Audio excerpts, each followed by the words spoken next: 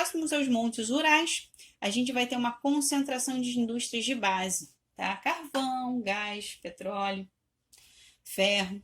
Moscou e Petrogrado são os centros industriais de maior potencial devido ao número de indústrias e ao número de mercado consumidor, sendo compostos por indústrias têxtil, automobilística, eletrônica, telecomunicações, e atualmente tem o objetivo, o objetivo principal do governo é diversificar essas indústrias, né? Aumentar essa diversidade.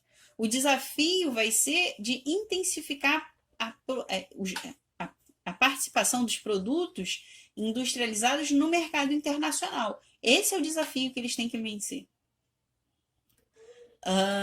Aqui, atividade industrial Rússia no setor econômico e transformação. Então, os países a ser a Rússia, não, perdão, já foi.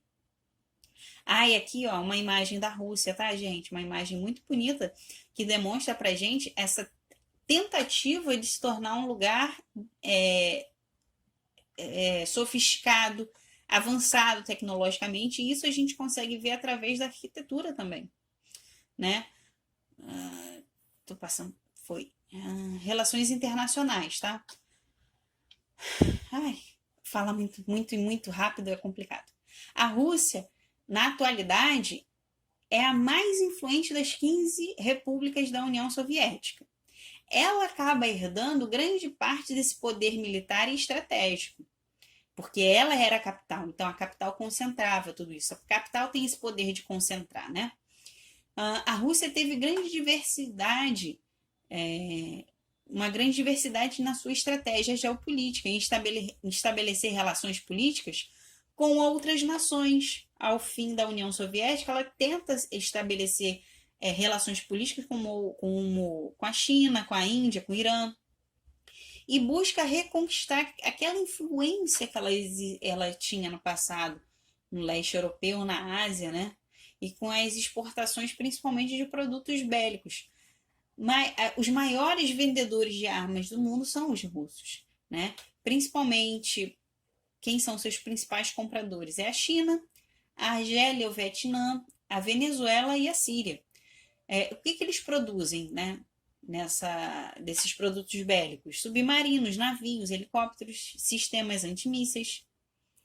E aqui a gente vai ver, né, esse poder bélico aqui da Rússia, né, que consegue, mesmo apesar de todo esse poder bélico, eles não conseguem impedir movimentos separatistas, né? Minorias étnicas que não se sentem pertencentes à Rússia, ou por sua cultura, ou por língua, ou por crença, eles querem ter a sua independência, mas a Rússia nunca dará, porque boa parte desses territórios tem um viés estratégico, tanto econômico ou como rota, como caminho, né, passagem. E isso vai ser impedido, né, porque são territórios ricos em minerais.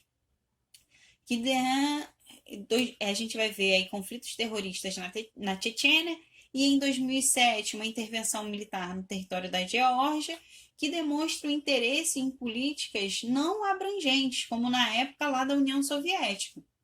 Tá? E aqui a gente vai falar da SEI, né? Que eu fiquei falando de SEI de nada, né?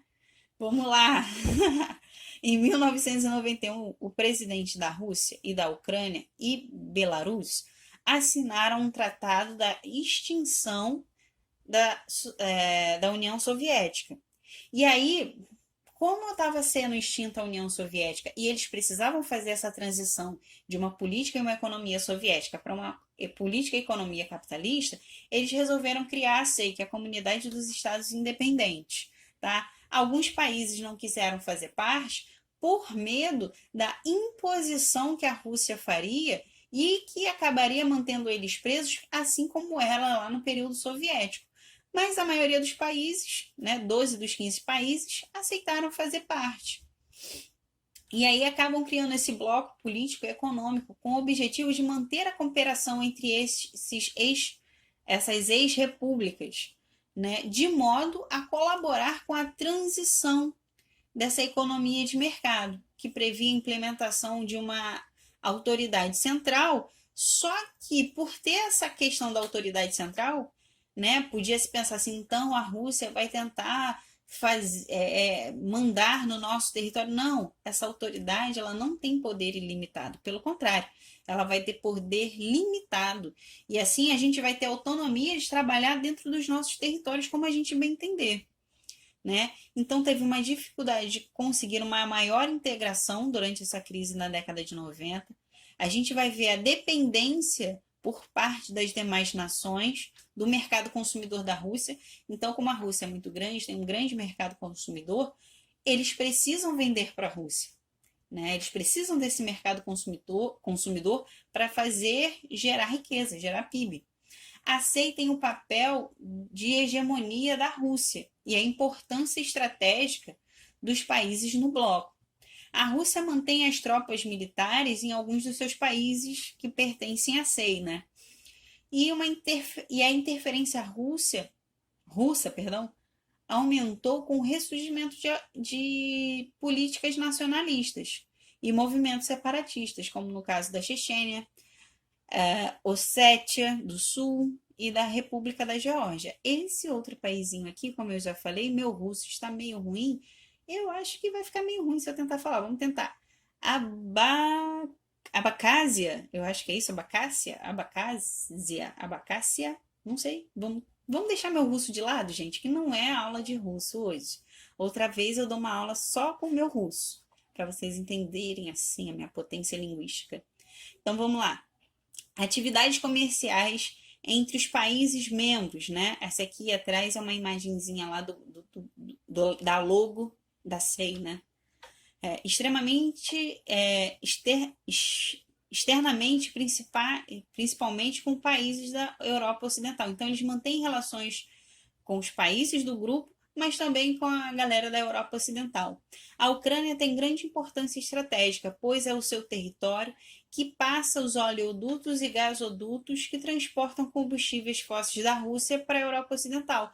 Ou seja, a Ucrânia ela é um dos países que a União Soviética, que a Rússia, ela vai ter maior medo assim de questões, né, nacionalistas, separatistas, de alguma intervenção, porque é por ela que vai passar os seus principais oleodutos e gasodutos, tá bom?